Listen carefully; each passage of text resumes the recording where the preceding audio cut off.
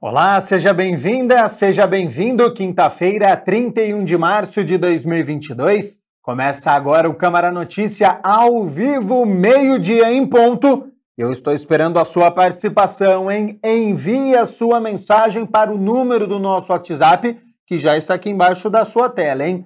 19 é o nosso DDD, 978293776. Lembro sempre aqui, hein? Número do WhatsApp na sua tela, você tem a opção de enviar a mensagem através do QR Code, olha só. Tô apontando aqui para ele, então pegue o seu celular, abre a câmera e aponte para este QR Code que já vai aparecer na tela do seu celular, WhatsApp da TV Câmara Campinas, você aperta e envia a sua participação. Confira a partir de agora os destaques de hoje. Na 16ª reunião extraordinária, vereadores aprovam, em primeira análise, projeto de lei complementar sobre normas para a instalação de equipamentos de infraestrutura para a tecnologia 5G e transparência no cálculo de cobrança do IPTU. Comissão Especial de Estudos presidida pela vereadora Guida Calisto debate política cultural e o funcionalismo público. Daqui a pouco tem entrevista ao vivo sobre a medida provisória que traz mudanças para o trabalho de home office. E uma pequena ação muda o mundo. Amanhã o caminhão para a doação de sangue do Hemocentro da Unicamp vai estar na Sanasa das 8h30 da manhã ao meio-dia. A Mirna Abreu já está aqui nos nossos estúdios, então a gente começa esta edição com as notícias da metrópole de Campinas e atualizando, fazendo aquele panorama da Covid-19 no nosso país e depois aqui na cidade de Campinas. Então seja bem-vinda e boa tarde, Mirna. Boa tarde, Gabriel. Boa tarde a você de casa. A gente começa falando dos dados de acordo com o Ministério da Saúde, que são de 33.937 novos casos da Covid-19 registrados no país. Com isso, nós temos a soma de 29.916.334 casos desde o início da pandemia e foram registradas também 263 mortes nas últimas 24 horas devido à Covid-19, somando assim 659.504 óbitos devido à doença desde o início da pandemia. No estado de São Paulo, são 167.302 óbitos e a totalização de casos é de 5.249.267 casos. Vamos falar agora da região metropolitana de Campinas. O nosso quadro já está aqui, olha, na tela, 539.987 casos confirmados da doença aqui na RMC desde o início da pandemia. E com a atualização que aconteceu nesta quarta-feira em Campinas, a cidade soma 194.233 casos da doença. Depois aparece Indaiatuba, com 53.907, cidade que não teve atualização esta semana. Sumaré, 39.126 casos. Americana, 37.639 casos. Nós não tivemos atualização em Santa Bárbara do Oeste e Hortolândia. Na sequência, Itatiba soma agora 23.543 casos. Valinhos, 23.101 casos. Paulínia não teve atualização. Vinhedo, 13.294 casos. Cosmópolis, 11.243 casos. Jaguariúna não teve atualização. Arthur Nogueira soma 9.114 casos. Depois nós temos Montemor, que também não teve atualização. Nova Odessa, temos atualização em Pedreira, que agora tem 5.033 casos. Santo Antônio de Posse não teve atualização. Engenheiro Coelho, 4.269 casos. Olambra também não teve atualização e Morungaba registrou novos casos. Assim, soma 3.081 casos na nossa região. De acordo com esta última atualização, no município de Campinas, mais 519 pessoas testaram positivo para a doença. E Campinas, quando a gente fala em mortes, olha, num cenário da RMC, 12.313 óbitos desde o início da pandemia. Campinas, até esta quarta-feira, 5.020 mortes confirmadas desde o início da pandemia devido à Covid-19. Nós temos atualização em óbitos em Sumaré, Americana, Os outros municípios, depois a gente vai até Valinhos, também com 454 casos com registro de novos óbitos. Itatiba, Paulínia, depois aparece Vinhedo também com registro de novos óbitos, Cosmópolis, Arthur Nogueira, Pedreira, Engenheiro Coelho e Morungaba, que agora soma 46 óbitos devido à Covid-19. Nessa última atualização, mais 4 óbitos foram registrados no município de Campinas.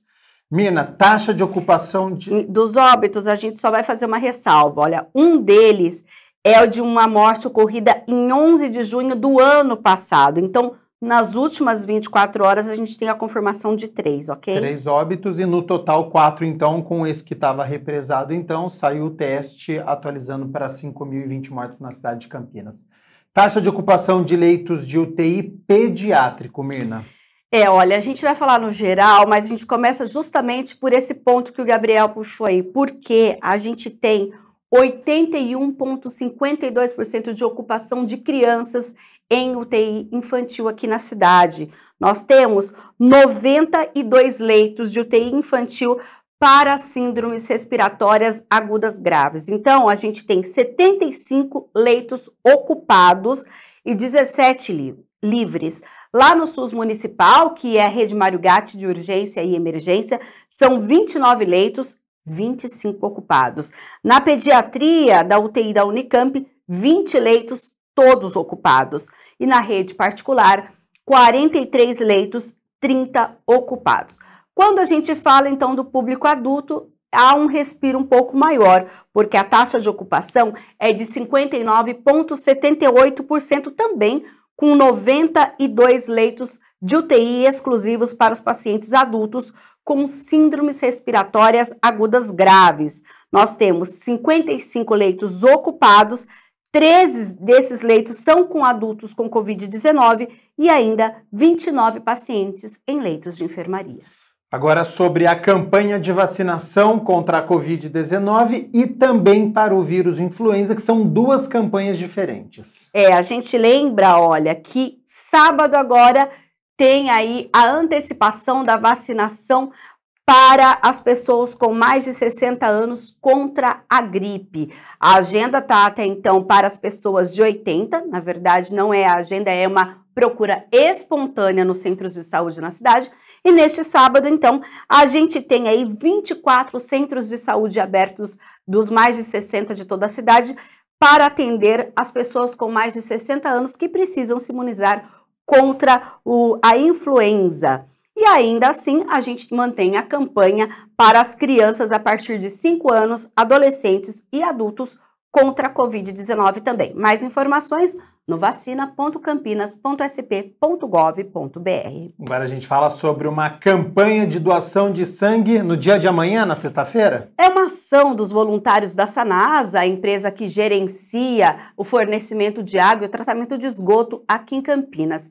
Então, o ônibus do Hemocentro vai estar lá na sede, nesta ação que convida não só os funcionários da empresa, mas toda a população que possa fazer a doação de sangue nesta sexta-feira. Confira.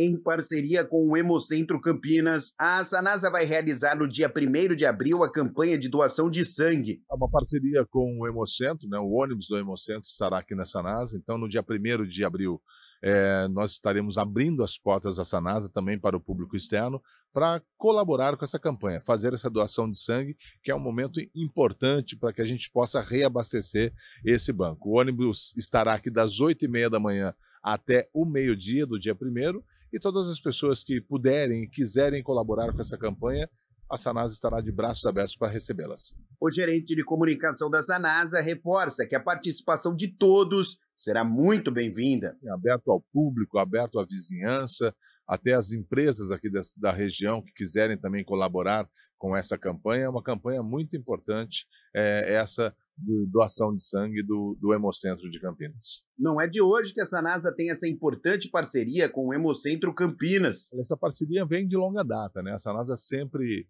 colaborou, sempre participou dessa campanha de doação de sangue. Há anos nós recebemos aqui na Sanasa o ônibus, porque é uma causa importante, né? A doação de sangue, ela salva vidas. Então é muito importante que as empresas também colaborem com essa campanha de doação de sangue. Então a Sanasa, ela tem essa parceria junto ao Hemocentro da Unicamp, onde nós recebemos esse ônibus, né, para fazer essa doação. A sede da Sanasa fica na Avenida da Saudade, número 500, no bairro Ponte Preta.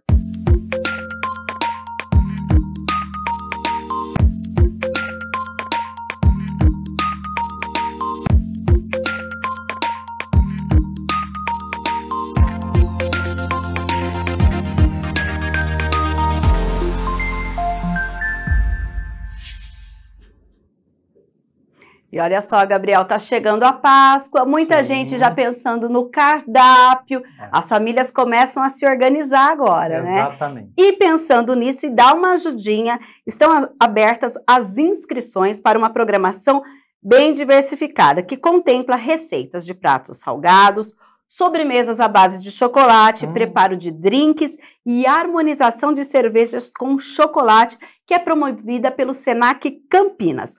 Os eventos vão acontecer de 6 a 14 de abril, liderados por docentes da área de gastronomia do Senac Campinas, que passam, cardápios com ou sem bacalhau, cardápio vegano, aqueles que trazem o azeite na preparação dos alimentos, preparação de bebidas, entre outros.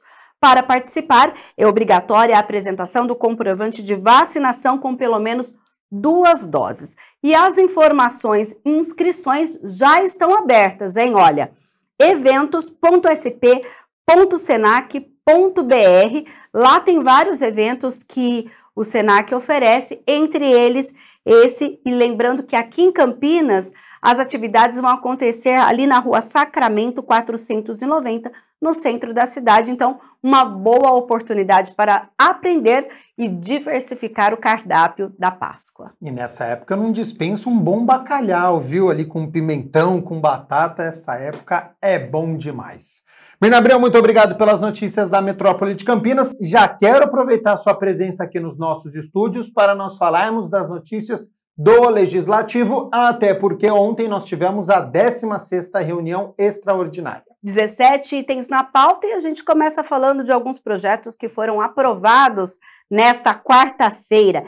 Em primeira discussão, o substitutivo total ao projeto de lei complementar de autoria do vereador Paulo Haddad, que trata das normas urbanísticas específicas para a instalação de infraestrutura de suporte para equipamentos de telecomunicações autorizados e homologados pela Anatel, a Agência Nacional de Telecomunicações, e o respectivo licenciamento nos termos da legislação federal vigente. O autor defendeu a proposta.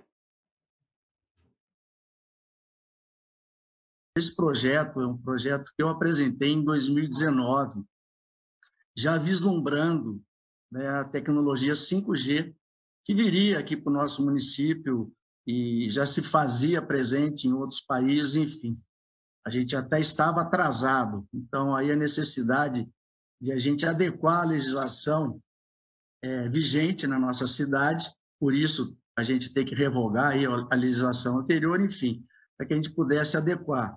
Nós já temos aqui alguns municípios que já se anteciparam, já votaram esse projeto da mesma forma que ele está, com talvez pequenas alterações, mas acompanhando a lei federal, né, o que diz a lei federal e algumas leis estaduais.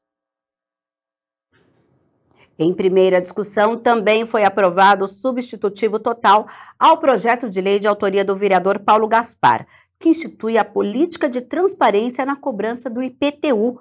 O autor justificou a proposta, que ainda passará por um segundo turno de votação. Nós temos hoje uma dificuldade de compreender como é feito o cálculo do IPTU, e é um dos motivos de maior questionamento da população em relação ao imposto que eles pagam no seu imóvel, né? Esse é um dos maiores dos questionamentos, a maior procura ali dentro do Porta Aberta e também motivo de procedimentos jurídicos contra o município, questionando valores de IPTU.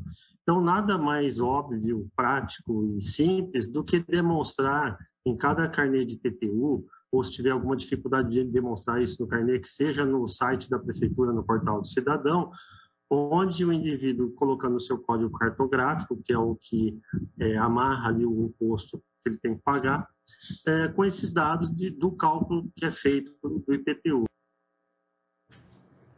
Também em primeira discussão foi aprovada a proposta do vereador Gustavo Peta, que altera o Estatuto de Proteção, Defesa e Controle das Populações de Animais Domésticos no município de Campinas.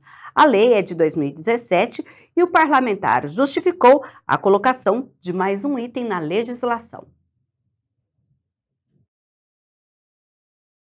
Nós estamos procurando atualizar um conceito.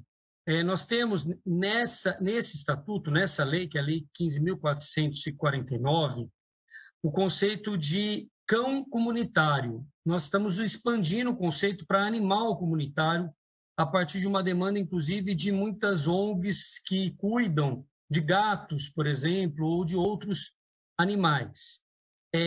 O animal comunitário são todos aqueles animais que estabelecem vínculo de manutenção, dependência e afeto com a população ou local onde vivem, não havendo um tutor ou um proprietário definido, mas sim mantenedores responsáveis por sua alimentação, abrigo e cuidados de forma continuada, assim como animais adotados ou assistidos. E em votação final, a Câmara aprovou o projeto do vereador Paulo Búfalo, que altera a redação da Lei Municipal 14.789 de 2014, que trata do atendimento prioritário no município de Campinas. A matéria segue para a sanção do prefeito e, durante a discussão, Búfalo falou desta adequação.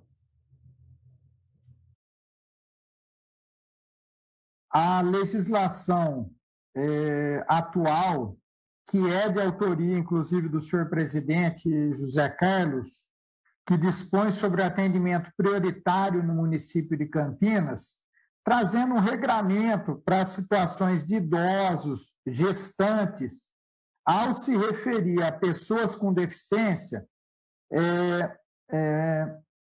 cita pessoas portadoras de deficiência física. Isso ocorreu porque é um debate que vem progressivamente avançando em seus conceitos por conta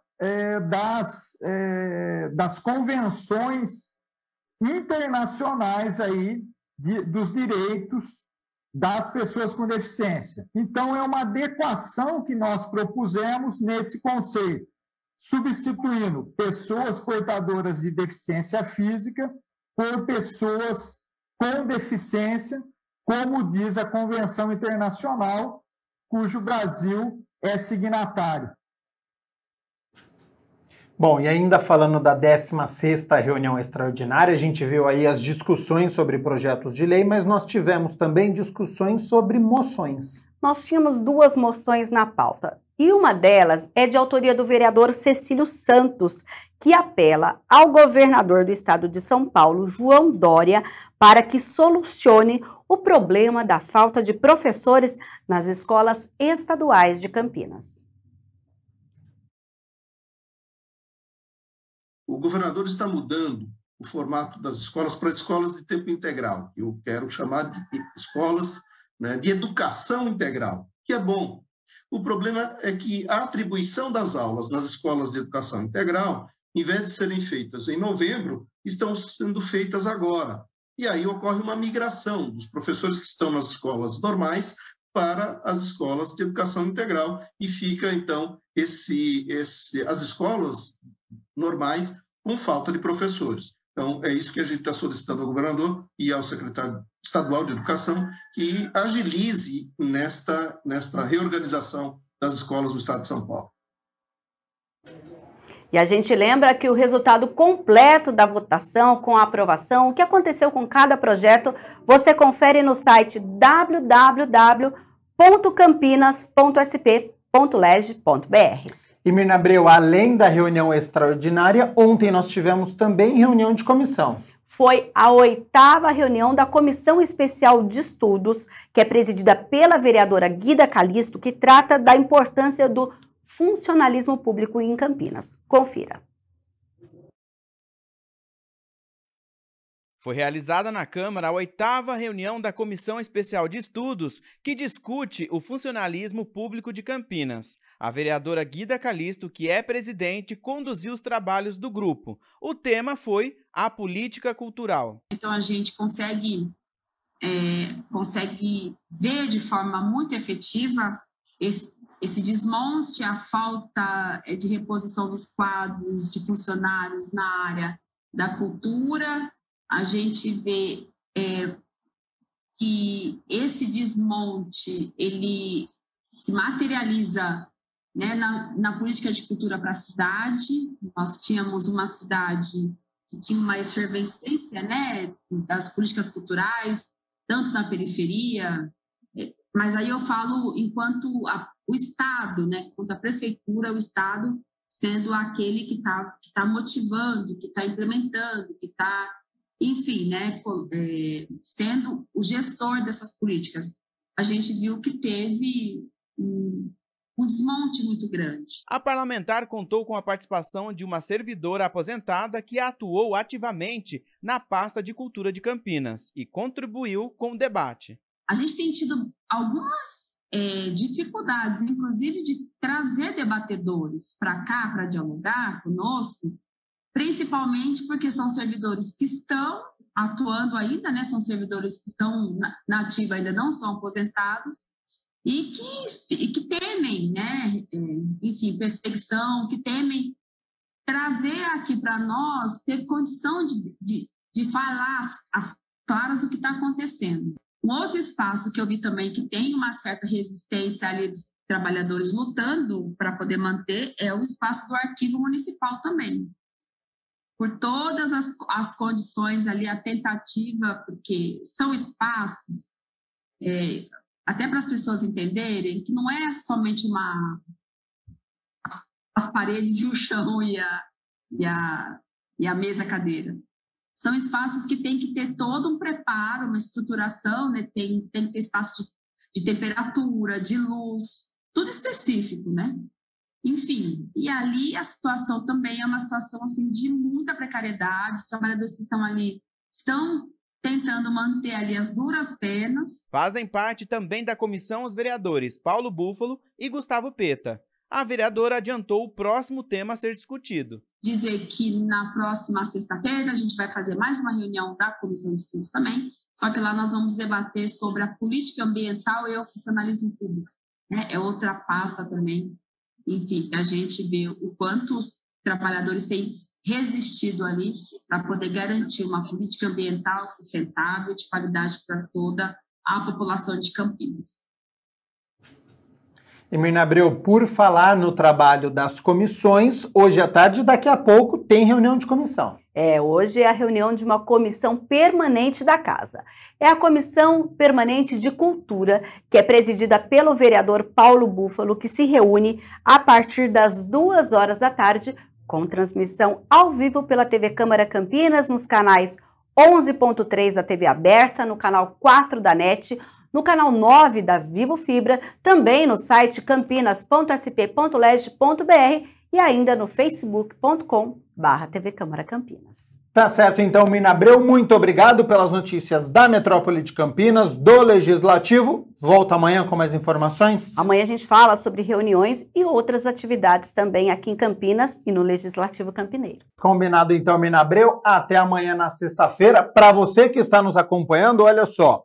No início desta semana, entrou em vigor a medida provisória que altera a legislação do trabalho, medidas para casos de calamidade pública e até para o Vale Alimentação. Então, para sabermos se são positivas ou não, o que altera para o empregado e o empregador, Eu converso agora com o Edgar Ertzmann, advogado, professor universitário, especialista em Direito e Relações do Trabalho. Então, Edgar, muito obrigado por ter aceito o convite para participar aqui do Câmara Notícia. E quais são essas mudanças e por que elas aconteceram? Foram por conta do período de pandemia que nós vivemos, principalmente com o trabalho de home office em alta, e aí as dificuldades e dúvidas que aconteceram neste período. Seja bem-vindo e boa tarde. Boa tarde, Gabriel. Boa tarde a todos que nos acompanham. É um prazer enorme estar aqui com vocês para falar de um tema tão importante, tão atual, que, justamente, já indo de pronto para a tua pergunta, um tema que veio, sobretudo, essa modificação social pós-pandemia, né? As relações de trabalho estão em constante modificação e a legislação tem que acompanhar essa transformação, esse acompanhamento, essa exigência social, inclusive. Né? Então, o que nós temos hoje? Temos uma nova regra do teletrabalho. E a principal mudança que aconteceu aqui é em relação ao próprio conceito de teletrabalho.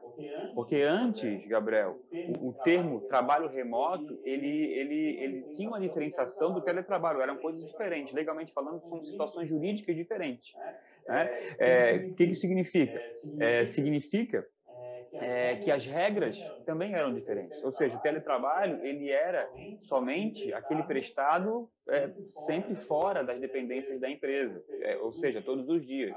Agora, não importa mais quantos dias o colaborador, o trabalhador, fica fora da empresa, né? As regras são as mesmas. Por que eu estou falando isso, gente? Porque na prática, na realidade de vida das pessoas, muita gente pediu demissão, Gabriel, depois que as empresas começaram a exigir o retorno ao trabalho presencial. Né?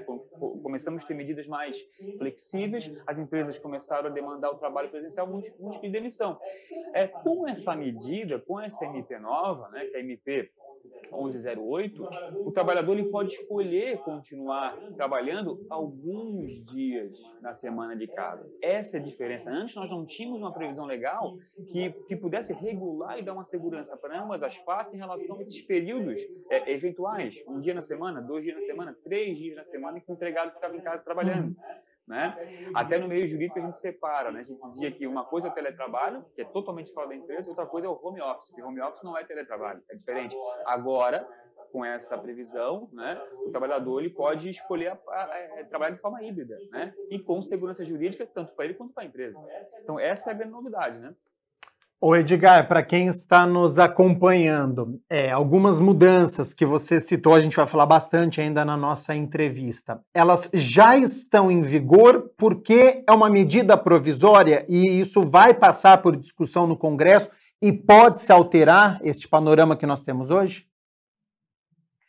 Sim, com certeza. Por se tratar de uma medida provisória, a Constituição Federal dá essa prerrogativa para o presidente da República, né, editar, baixar, como se diz no popular, uma medida provisória. Assim que ela é publicada, se não tiver uma exceção na própria medida provisória, ela já entra em vigor. Então, é publicada, já está valendo e já tem status de lei. A medida provisória tem status de lei. Então, enquanto ela estiver em vigor, está funcionando e é como se estivesse aplicando uma lei já, enfim, aprovada, etc. Mas é claro, como o nome já diz, é medida provisória. Por quê? Por que ela é provisória? Porque o Congresso precisa se debruçar sobre o tema. Né? Vai passar pela Câmara, vai passar pelo Senado, eles vão discutir a proposta vinda do Executivo. E é claro, Gabriel, lá, tanto na Câmara quanto no Senado, podem ter modificações da MP. A MP pode ser mudada em diferentes aspectos. Então, a gente pode ter uma ampliação desse panorama, pode ter mais detalhes sobre esse panorama, pode ter correções. É a oportunidade que o Congresso tem de fazer algumas correções do texto da MP. Né? Às vezes a MP vem um pouco atravessada, vem falhando com algumas coisas, a redação pode ser um pouco confusa, inclusive para nós no meio jurídico, aí o Congresso tem a oportunidade de arrumar. Ou o Congresso pode votar e não aprovar a MP. Né? Ou pode aprovar em parte, ou pode modificar em parte, e assim por diante. Então tudo pode acontecer no Congresso, seja para manter ou seja para não manter, né? Total ou parcial. Na sua visão, essa discussão precisa acontecer no Congresso ou você entende que vai ser algo mais protocolar? Essa medida provisória, ela precisa passar por mudanças? Olha, na nossa opinião, seriam sutis mudanças, alguma coisinha mais, aí, não jurídica, mas questão de redação. Redação da própria norma para a gente poder se afastar de uma certa instabilidade, insegurança quanto à interpretação. Claro, aí vem a questão jurídica, né? Quando as questões começarem a chegar no Poder Judiciário Trabalhista, a gente precisa ter uma redação clara e objetiva para não gerar margem para gerar insegurança, né? Como, por exemplo, o teletrabalho, Gabriel, ele lá na CLT, que é a Consolidação da Lei de Trabalho, lá no artigo 62, inciso 3, diz que quem é teletrabalhador não tem controle de jornada. Ou seja, está trabalhando em casa, tem um contrato escrito, que é uma obrigação, uma formalidade necessária, e a pessoa, se trabalhar 4 horas no dia ou 12, pouco importa, porque ela não tem esse registro, ou seja, não tem registro, também não tem direito à hora extra. A MP fez uma modificação nessa parte do artigo que agora nos deixa, quer dizer, abre margem para que a gente possa entender que somente quem está fora dessa exceção de controle de jornada são apenas aqueles que têm contrato por jornada determinada ou por produção de tarefa. É como se a MP excluísse aquele teletrabalhador que já existia dessa exceção. Então, essa é uma dúvida que o Congresso deve arrumar. Essa é uma dúvida que os nossos senadores e deputados devem corrigir, porque vai gerar dúvida e isso vai desaguar lá na esfera trabalhista e vamos ter insegurança. Então, esse é um exemplo que a gente pode consertar a MP lá no Congresso. Já que a gente citou, então, o controle de jornada, Edgar, essa foi uma discussão que eu acompanhei bastante aí, que eu não sei se foi resolvido agora, que você estava citando. Quem trabalha em casa vai receber o salário por horas trabalhadas, é por produção, é por tarefas? Ficou definido como é que o trabalhador ele vai receber? Exatamente. Agora, empregado e empregador podem pactuar isso livremente, por acordo individual, desde que seja escrito, não pode ser verbal, né? Não pode ser tácito. Então, através de um acordo escrito, a empresa define junto com o seu colaborador como é que vai ser esse trabalho. Pode ser por jornada? Pode ser por tempo pré-definido? Pode, mas daí tem que controlar a jornada. Esse é o ponto, né? Se eu defino com o meu colaborador que ele vai trabalhar em casa, no regime, enfim, seja remoto ou teletrabalho, e eu digo que ele tem que trabalhar para mim, estar à minha disposição por tantas horas no dia, eu sou obrigado a ter uma forma de controle. Aí vai ter uma forma de controle eletrônica, digital, por aplicativo, ou por login no sistema, e assim vai. Tem várias oportunidades. Mas, se eu não pactuo com o meu empregado uma jornada definida por dia, eu posso simplesmente pactuar por tarefa, né, por produção. Ou seja, se ele vai trabalhar hoje 2 horas, mas produzir o que eu queria para aquela semana ou para aquele dia, maravilha, ele está livre. Agora, às vezes a demanda pode ser grande e a pessoa tem que trabalhar 10 ou mais horas por dia. E, nesse caso, como é por tarefa, né, ele não vai ter controle de jornada, né? Porque é por tarefa, porque tem dia que vai ser 6 horas de trabalho, outro vai ser 8, vai ser 9 e assim por diante, né? Então tem essa flexibilidade e acaba se equilibrando, né, no todo. Então, mas aí ambas as partes podem escolher, né, a melhor forma que se encaixa para o caso. Se o acordo entre o empregador e o empregado for do salário por horas trabalhadas, é responsabilidade da empresa controlar esse tempo? Porque essa era uma discussão na pandemia, né? Olha, eu tô trabalhando em casa, eu tô trabalhando muito mais, 12, 13 horas. Como é que o empregador, ele tem essa noção do empregado estar trabalhando 4 horas ou ele está trabalhando 12 horas? Como é que controla o tempo em casa? Então, o tempo em casa ele pode ser controlado de diversas maneiras, né? Hoje, a legislação, sobretudo algumas portarias do Ministério do Trabalho e Emprego, possibilitam que a empresa possa controlar a distância, né? Hoje nós temos aplicativos homologados, nós temos sistemas via internet, né, que podem ser utilizados para controle de jornada. Algumas empresas utilizam o controle de jornada, a entrada e a saída do colaborador no seu sistema, por exemplo, né? Onde o próprio colaborador pode ali alimentar, né? Então, ele alimenta a hora que ele entra, mas o sistema identifica a hora, tem a questão de geolocalização. Então, respondendo, sim, a empresa tem essa obrigação, quando define trabalho por hora, tem que controlar. Se não controlar, pode ter problema no futuro, porque daí vai ter o empregado vai alegar que fazia horas extras, a empresa não pagou, ele pode pleitear isso na Justiça do Trabalho e é obrigação, é ônus da empresa comprovar perante um juiz trabalhista que ela controlava a jornada, desde que ela tenha ali, né, evidentemente, um número mínimo de colaboradores que a lei exige. Mas, nesse caso específico do teletrabalhador, na minha opinião, e na opinião de vários outros juristas, independente da quantidade de empregados que a empresa tiver, se ela colocou alguém para trabalhar no regime remoto, teletrabalho, e pactuou o número de horas, né, horas mensais ou horas semanais, ela deve sim controlar a jornada, porque a lei diz isso, né? Então, se eu pactuo por jornada, eu tenho que controlar porque eu tenho que pagar aquilo que de fato foi trabalhado. Então, é uma obrigação, sim. Você falou duas palavras que geraram muita polêmica também neste período de pandemia. Horas extras. Neste período de teletrabalho, de acordo com essa medida provisória, existe hora extra? Existe hora extra. Se empregado e empregador pactuarem que o regime vai ser por jornada. Se o regime vai ser por jornada e não por tarefa, e não por produção de tarefa, aí sim tem controle e se gerar hora extra, tem que receber hora extra com os adicionais legais, né?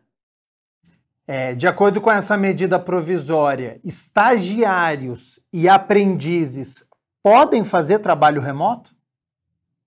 Essa foi uma novidade que, assim, durante a pandemia inteira, Gabriel, nós, né, eu atuo muito na área, sobretudo na questão consultiva, assim, quase 100% dos clientes das empresas perguntam, tá, o que eu faço com os estagiários e com os aprendizes? Né? Eles não podem ficar aqui.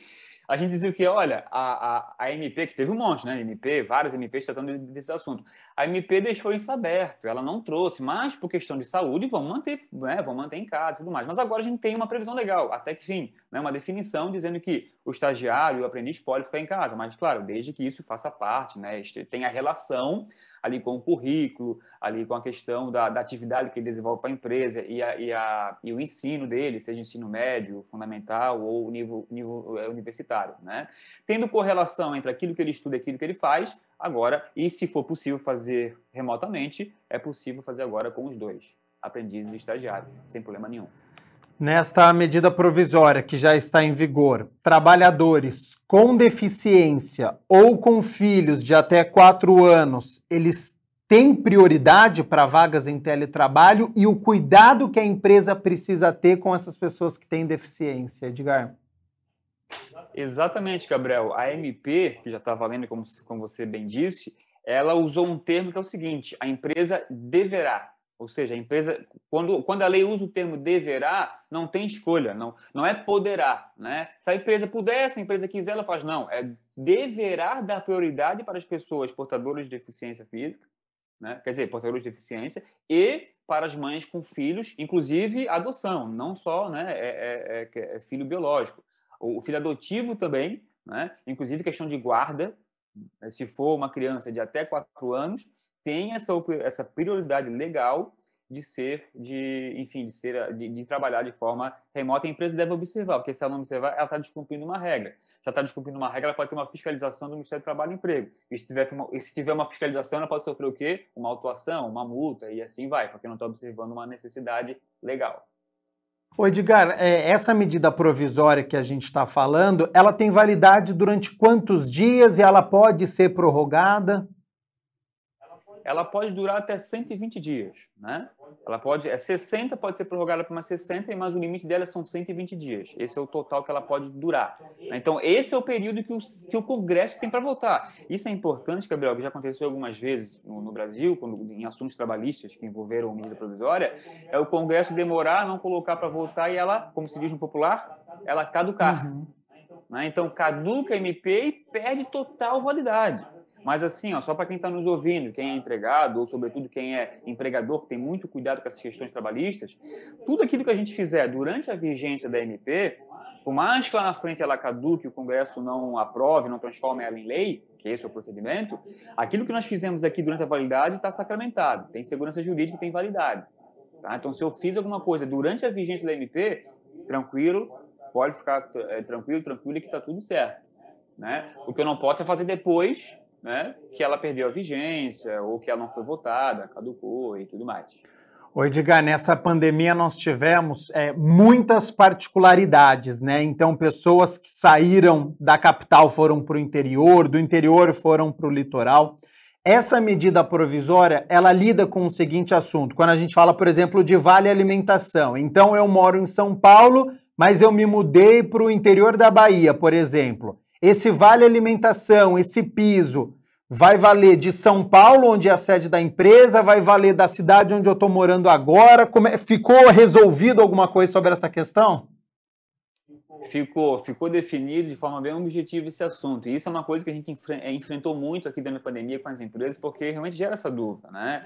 Inclusive, aproveitando a pandemia, várias empresas contrataram pessoas do Brasil inteiro. Aí sempre vem a pergunta, qual norma coletiva eu aplico? Qual piso eu aplico? Qual, enfim, acordo coletivo ou convenção coletiva, né? Então, havia essa discussão antiga já, né, sobre qual lei seguir, né, em qual sindicato ser enquadrado quando o colaborador ele reside em uma localidade diferente, né, da organização empresarial. Como que foi definido? Vale o quê? O enquadramento de onde há o estabelecimento da empresa.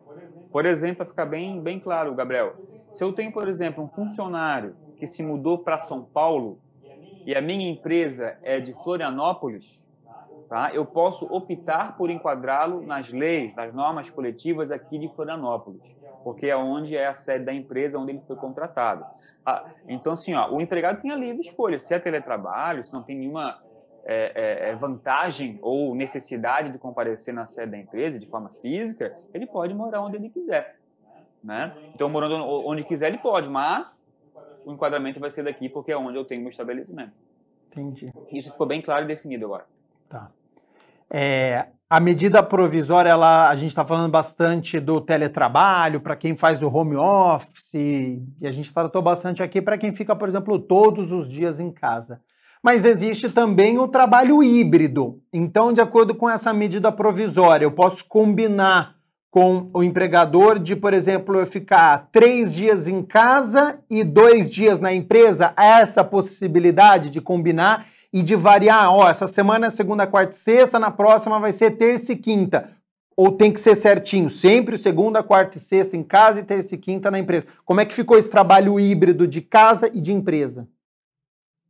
Gabriel, essa sua pergunta ela é muito importante porque são assuntos e dúvidas que geram no dia a dia para ambas as partes, tanto para o empregado quanto para o empregador. Tá? Não tem uma inflexibilidade, não tem uma predeterminação, né? Eu posso pactuar livremente com o meu empregado, desde que seja antecipadamente pactuado, as regras sejam objetivas. A empresa pode fazer, sabe o quê? Editar uma simples, né? Eu vou chamar de norma, né? Uma norma interna, né? Definindo as possibilidades, cada empregado do setor A, B ou C, que faz a função X, Y, Z, poderá trabalhar de casa por 3 vezes na semana, 2 vezes na semana, ou todos os dias se quiser, desde que avise o seu superior hierárquico, imediato, enfim. Então, a empresa pode organizar da melhor forma que ela quiser, junto com o empregado, desde que essas regras sejam objetivas, claras, transparentes, né, e avise com antecedência. Então, pode fazer conforme as partes ali se interessam, sem problema nenhum. E agora, podendo fazer com segurança. Antes, já se fazia, né, Gabriel? Há muito tempo já se fazia isso. Muitas empresas têm esse perfil de permitir com que uma sexta-feira ou uma segunda-feira, enfim, um dia na semana, o empregado pudesse ficar de casa. Né? Mas agora dá para fazer de forma muito mais segura, né? Mais transparente, com base na lei. E, Edgar, outra discussão que eu acompanhei durante a pandemia era quem estava fazendo o home office e era chamado para uma reunião presencial. Isso continua sendo teletrabalho? De vez em quando o funcionário pode ir até a empresa participar de reunião? Como é que ficou isso? Pode com certeza. E agora com a MP, esperamos que ela se converta numa lei para continuar essa segurança. Agora com a MP ficou muito mais claro. Antes, no texto antigo, de 2017, dizia que a atividade era preponderantemente fora das dependências do empregador e que o comparecimento esporádico do empregado à empresa não descaracterizava o teletrabalho. Só que ficou uma coisa muito vaga, ficou uma coisa ainda muito enrijecida. A MP veio ampliar um pouco, dizendo que pode ser atividade preponderantemente fora ou não. Esse ou não, ele sacramenta, ele permite com que a gente possa, claro, né, Gabriel, tendo a necessidade, né? Eu não posso fazer um contrato de teletrabalho com o empregado só para não controlar a jornada e não pagar hora extra. E, na realidade, na vida real, o cara está todo dia na minha empresa. Isso não é teletrabalho. Né? Então, assim, esse é o princípio da primazia da realidade. A primazia da realidade se sobrepõe a qualquer formalidade, né? Se sobrepõe os documentos. Então, eu posso ter um contrato, mas se na verdade não era teletrabalhador, isso vai ser descaracterizado. Então, o importante é prestar atenção nisso, mas sem problema nenhum posso chamar para uma reunião. Às vezes o empregado tem que fazer um curso, uma capacitação, uma reunião, como você falou, pegar algum material, enfim, né? N situações que exigem comparecimento eventual, né? Não todo dia, não constante, de um empregado que trabalha no regime de teletrabalho. Para a gente poder fechar esse assunto, Edgar, que é sempre a dúvida de quem é empregado, né? Você entende, então, que essas mudanças que estão acontecendo podem ser benéficas para o empregado? Com certeza, Gabriel. A gente está vivendo num mundo cada vez mais forte, isso não é uma tendência. Quer dizer, uma tendência não é uma realidade, né? O mundo conectado, claro, tem funções que não tem como, evidentemente, mas a grande maioria das funções, hoje, tendo um computador e uma internet funcionando, né, minimamente possível, eu consigo trabalhar em qualquer lugar, né, em muitas atividades. Então, cada vez mais, as pessoas querem dar preferência para isso. O empregado que pode trabalhar de casa, está em casa, está confortável, está com a família, está com o filho, está com o cachorro, né?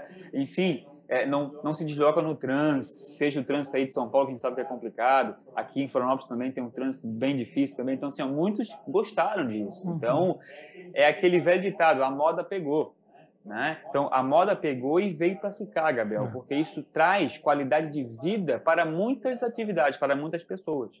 Então, com certeza, isso vai beneficiar muitos trabalhadores aí pelo Brasil todo.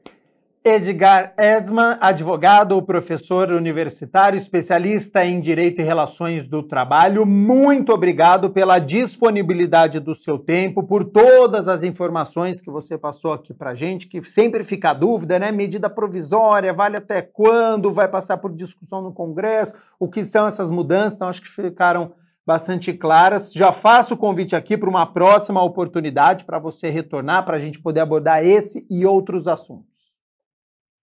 Maravilha, eu que agradeço e estou à disposição aí. Um abraço. Um abraço, então. Nós aqui agradecemos a presença do Edgar aqui no Câmara Notícia.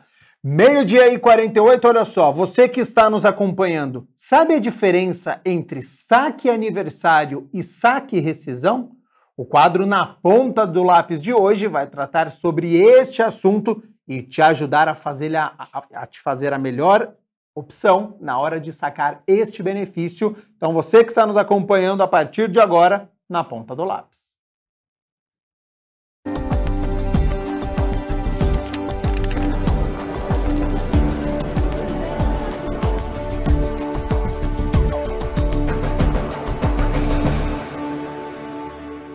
Olá, Na Ponta do Lápis no ar, aqui na sua TV Câmara Campinas.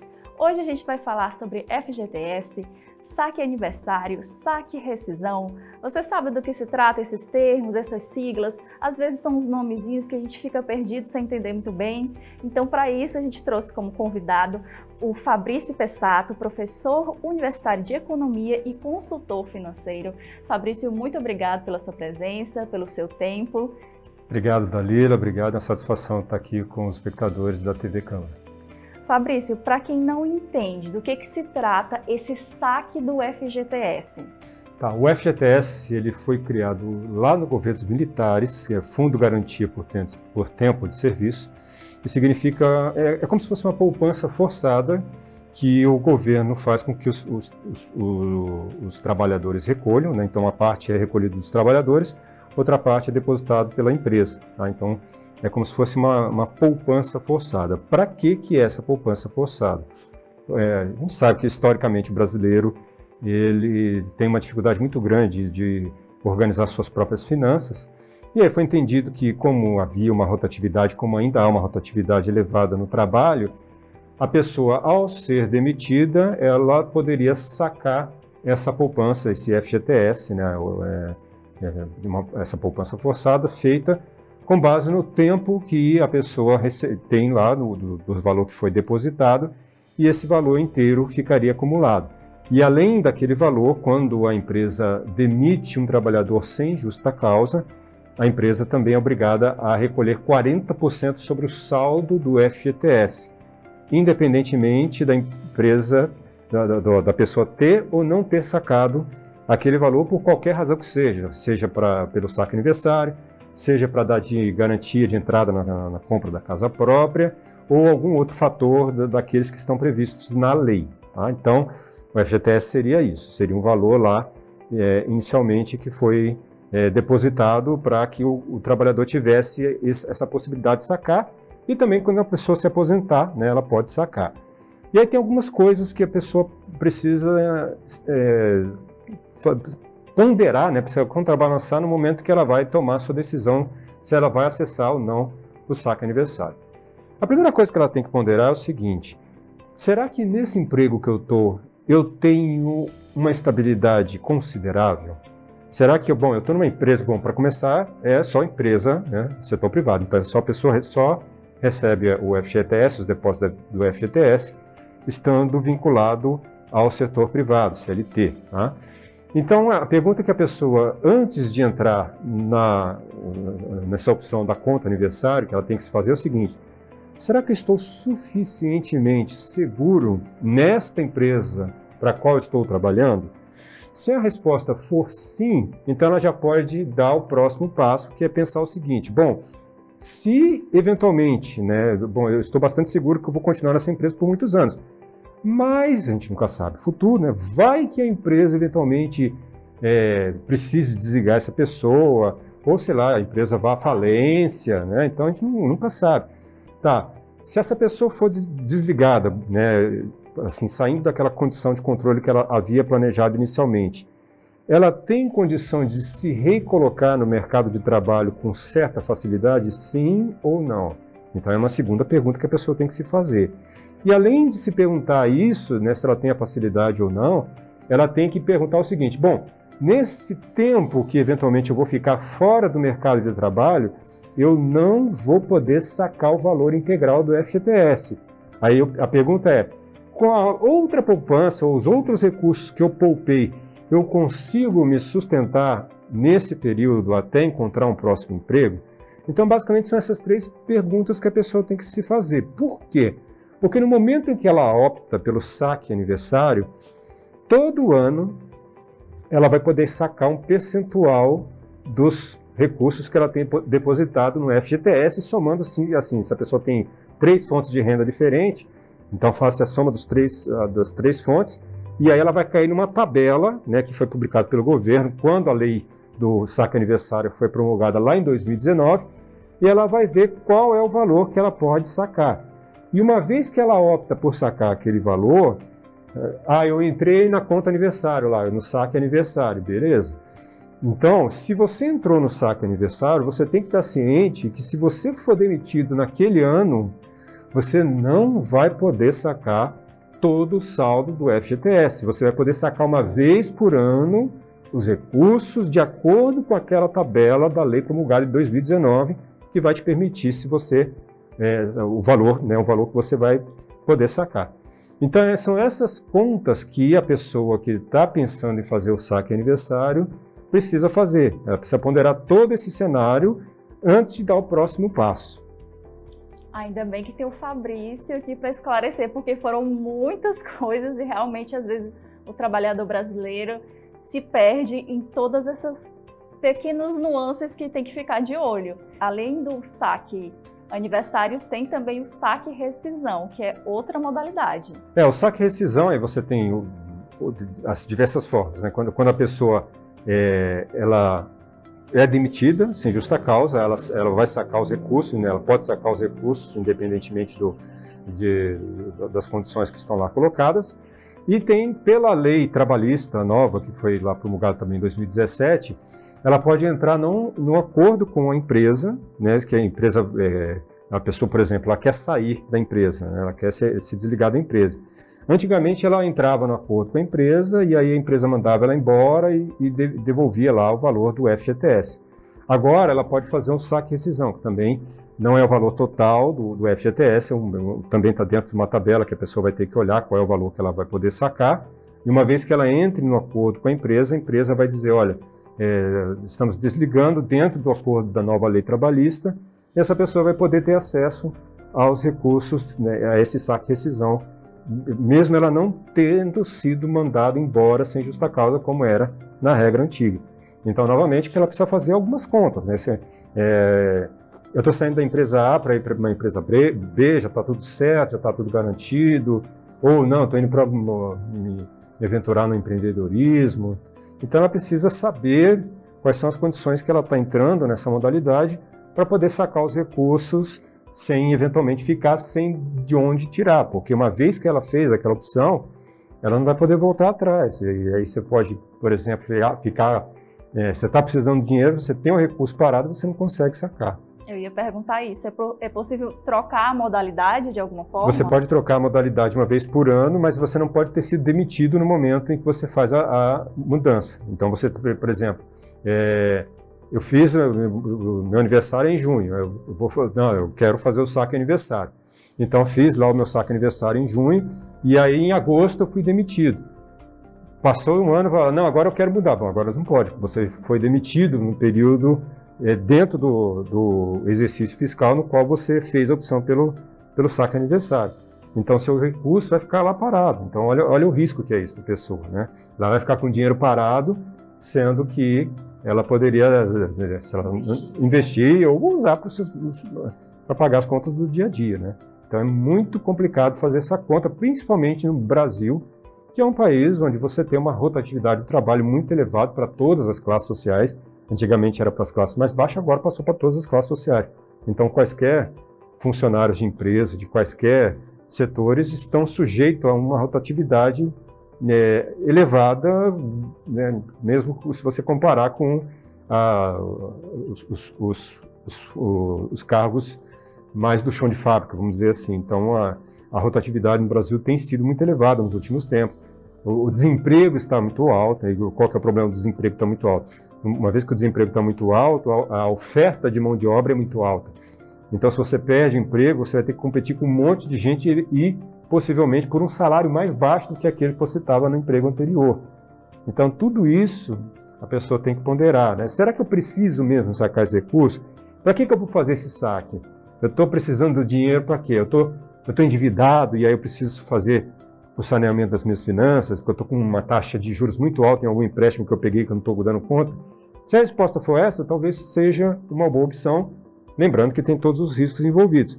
Mas será não? Eu já cheguei à conclusão de que vale a pena eu sacar o recurso para poder quitar uma conta ou comprar um bem de consumo que eu acho que eu preciso comprar, né, por algum momento.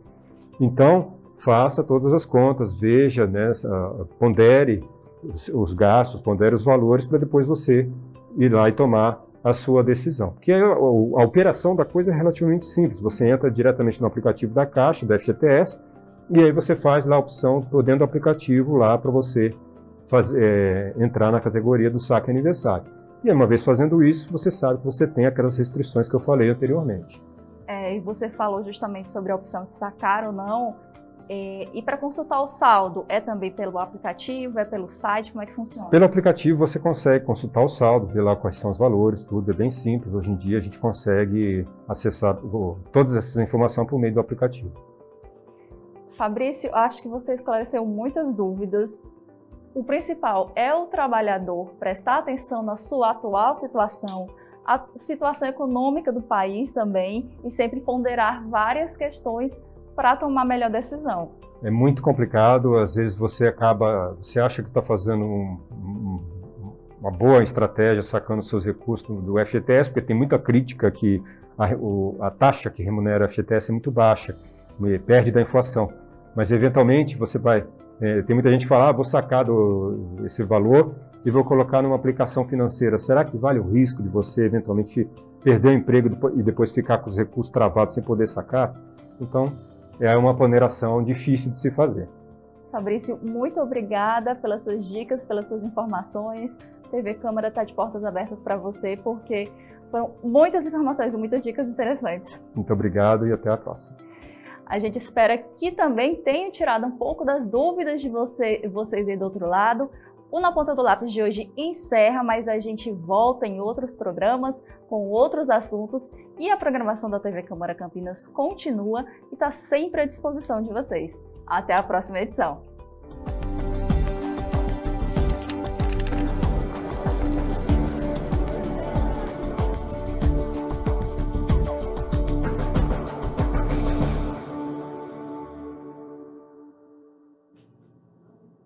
12h59, nós estamos ao vivo nesta quinta-feira. Vamos fazer o seguinte, rápido intervalo e na volta eu vou acionar o nosso repórter André Aranha ao vivo, porque hoje, 31 de março, é o Dia da Saúde e Nutrição. Nós estamos com uma especialista que vai nos passar dicas importantíssimas. Ainda tem o nosso quadro de saúde, tem previsão do tempo. Será que esse tempo vai continuar amanhã com chuva, um friozinho? Já depois do intervalo.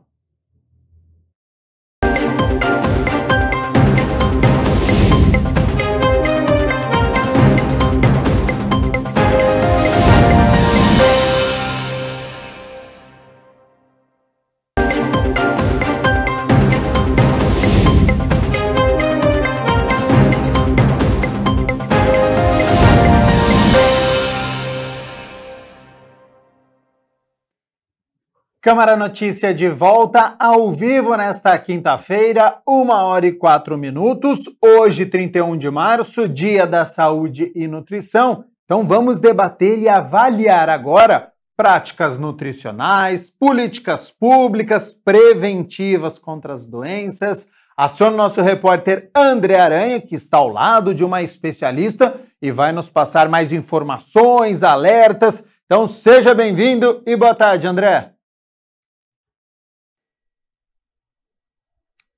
Pois é, boa tarde para você, boa tarde para todo mundo, Gabriel, acompanhando a gente aqui no Câmara Notícia. Bom, para falar justamente a respeito da importância desta data, eu estou aqui com a Lígia, que é nutricionista. Primeiramente, boa tarde, tudo bem? Boa tarde, tudo bem, André? Tudo bem. Bom, qual a importância dessa data, até em termos de conscientização, Dia da Saúde, da nutrição, né? Alimentação saudável, né? Pois é, não tem como escapar, viu, André? Essa data ela foi criada desde 2004 justamente para sensibilizar as pessoas do que nós estamos fazendo com o nosso bem maior, que é a nossa saúde. Será que a gente está caminhando para o caminho certo, com a oferta de fast foods, de comidas prontas? Com certeza não, né, André? Então a gente precisa rever esses conceitos aí. Bom, eu preparei algumas perguntas aqui.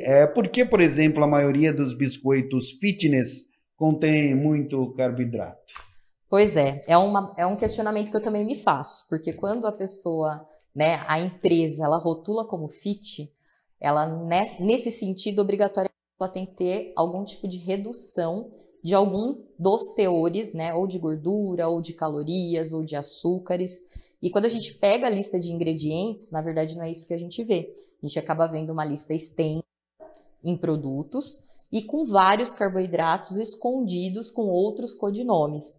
Então, realmente a população precisa começar a ficar um pouco mais atenta, começar a ter um senso crítico um pouco maior, né, com acessibilidade à informação, para poder selecionar e ver que algumas empresas acabam utilizando o nome de fit, mas de fit realmente não tem nada. Olha só, super importante isso. Quais alimentos auxiliam no ganho de massa muscular magra, por exemplo? Olha, todos os alimentos são importantes para esse processo, mas o alimento mais conhecido, né, o mais rotulado, aí, o queridinho para ganho de musculatura, inevitavelmente vai ser a questão da ingesta proteica. E quando a gente fala em proteínas, a gente está falando de proteínas de origem animal, proteínas de origem vegetal, como por exemplo as carnes, leite e derivados, que associadas, né, a uma quantidade específica, de acordo com a necessidade e objetivo de cada paciente, com carboidrato também, a gente consegue, junto com a atividade física, essa melhor performance, esse ganho de hipertrofia, que é a famosa massa muscular. Bom, a gente sabe que passando dos 30 já tem que ter uma preocupação a mais, passando dos 40 principalmente, é possível manter a massa magra, enfim, gostaria que você falasse um pouco sobre isso também. É possível sim. A partir dos 30 anos, a gente perde cerca de 1% de massa muscular ao ano. Olha só. Então, já é o momento da gente começar realmente a se cuidar, a se precaver. A gente acha que a partir dos 50, dos 60 que a gente tem um declínio, e realmente é nessa data que a gente tem, né, uma perda mais acentuada, mas começa aos 30 anos. Então, na maioria das vezes, esses pacientes com 50, 60 anos precisam ter uma atenção maior, mais voltada para a ingesta proteica, procurar, quando possível, o auxílio, né, de um profissional nutricionista e, em alguns momentos, talvez a gente precise recorrer aos famosos suplementos alimentares para complementar a alimentação dessas pessoas. dúvida que muita gente tem, não é? Certamente, muita gente assistindo a gente agora deve estar perguntando quantas calorias, não é, a gente deve perder por dia, Lígia? Na verdade, quantas calorias a gente deve cumprir, né? Ou pelo menos manter no decorrer do dia. A gente costuma calcular, André, embasado numa taxa que a gente chama de taxa de metabolismo basal, tá? Essa taxa é o quanto o nosso organismo necessita para se manter simplesmente vivo, sem movimentação nenhuma, como se estivesse num estado vegetativo. Ao saber essa taxa, que é para a gente estar em repouso, né, sem atividades físicas e tudo mais, aí a gente acrescenta as taxas, né, de atividades do dia a dia, taxas que tem, por exemplo, adicionais para alguns quadros patológicos, e aí, em cima disso, a gente sabe-se quanto que cada indivíduo precisa ingerir no decorrer de um dia. Então, na verdade, não é quanto a gente deve gastar, mas quanto a gente deve consumir para poder atingir o mínimo ali do basal. Uma outra pergunta que eu particularmente tenho para fazer e com certeza também muita gente tem dúvida porque muito se ouve falar sobre isso, é se pode tomar água ou qualquer outro líquido, né, durante as refeições. Engorda, não engorda? Como é que é? Então vamos desmistificar. Habitualmente os profissionais indicam o quê? Que a pessoa ingira um líquido junto com o alimento, se for de 30 a 40 minutos antes de qualquer refeição. Mas, na verdade, o problema maior, André, não é o líquido, né? Porque se, por exemplo, você beber água, a água não contém calorias. Então, não é isso que vai fazer você ganhar peso.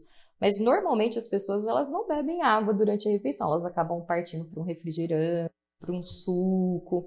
E aí, dependendo dessa bebida, a gente tem um adicional calórico bastante significativo. Não só calórico, mas também, né, de um excesso de açúcar entre os componentes.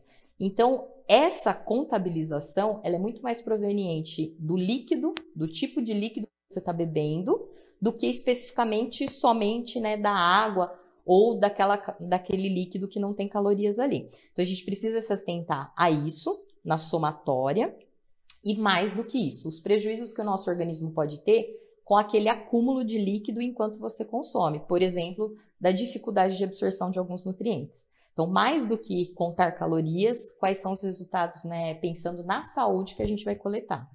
É possível perder peso, fazer dieta sem, não é, fome, por exemplo, ficar desesperado, puxa vida, tô fazendo uma dieta e tudo mais e preciso comer, tal, tô com muita fome. É possível?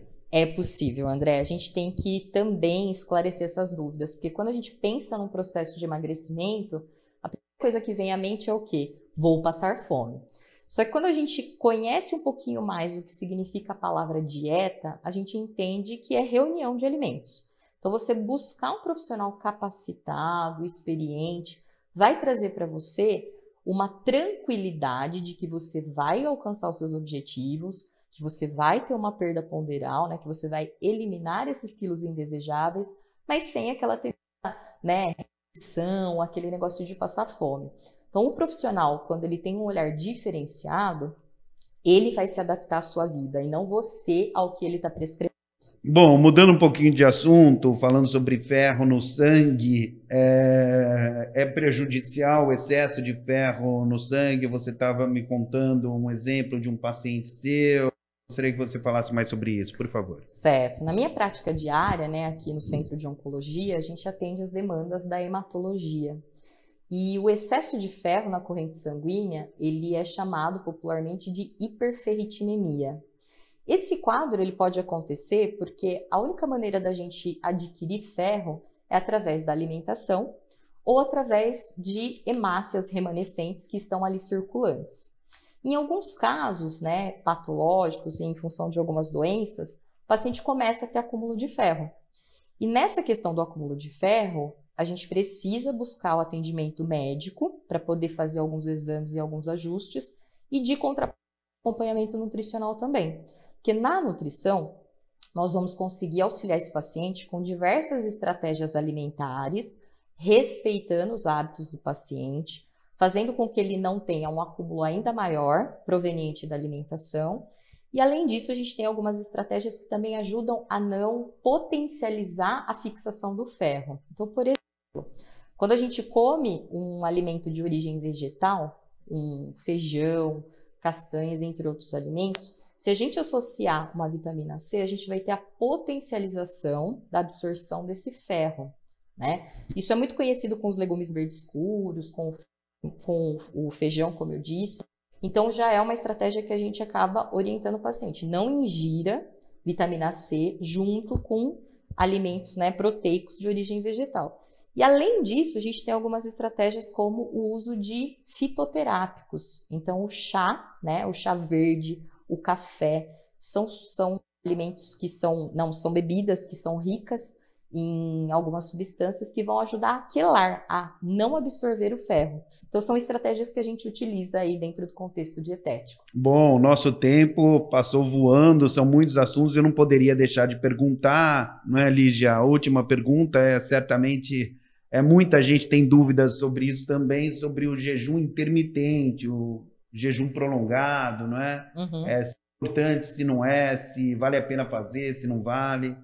André, o jejum intermitente, ele é uma estratégia nutricional que pode ser utilizada, que se utilizada de modo correto, né, para quem, vamos dizer assim, a gente pode ver que tem alguns pacientes que são propensos a fazer, né, e que se dão bem com esse tipo de estratégia. Ele pode ser muito benéfico, porque ajuda a potencializar a perda de peso ou sair daquele efeito, né, indesejado, aquele efeito platô, quando a gente fica paradinho ali e não consegue mais peso. Porém, cabe algumas ressaltas, necessita do acompanhamento especializado, não dá para a gente iniciar sozinho, necessita do acompanhamento médico, né, de alguns exames prévios para poder verificar, e mais do que isso, analisar o nutricionista, analisar se isso cabe dentro da sua rotina, para você ter aderência e ser eficaz. Muito bom, não é, Lígia, as pessoas procurarem um nutricionista. A gente está fazendo essa reportagem dia 31 de março, não é? É dia da saúde, da nutrição, enfim, uma alimentação saudável, sempre aliada com a atividade física. É o caminho. Longevidade para o sucesso aí do controle das doenças. Boa, muito obrigado pela entrevista. Eu que agradeço, André. Bom, é isso aí, eu volto com você, Gabriel Castro. Acho importante todo mundo, claro, sempre ter uma alimentação saudável, cuidar muito da saúde, isso é fundamental para se viver bem. Volto com você, Gabriel. E tem que cuidar mesmo, viu? Muito obrigado, André Aranha. Agradeço também todas as informações da Lígia Vieira Carlos, ela que é nutricionista neste 31 de março, né? Dia da Saúde e também da Nutrição.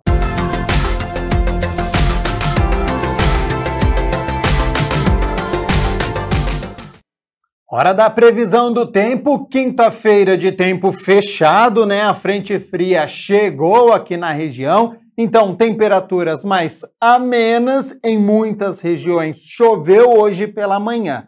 À tarde essa condição permanece, então é dia de ficar com o guarda-chuva ao lado, viu? Para amanhã, sexta-feira, o sol volta a aparecer entre nuvens e novamente tem previsão de chuva. Você já está vendo aí na sua tela as temperaturas, mínima de 19, uma amplitude térmica muito pequena, né? A máxima não passa dos 26 graus aqui na cidade de Campinas.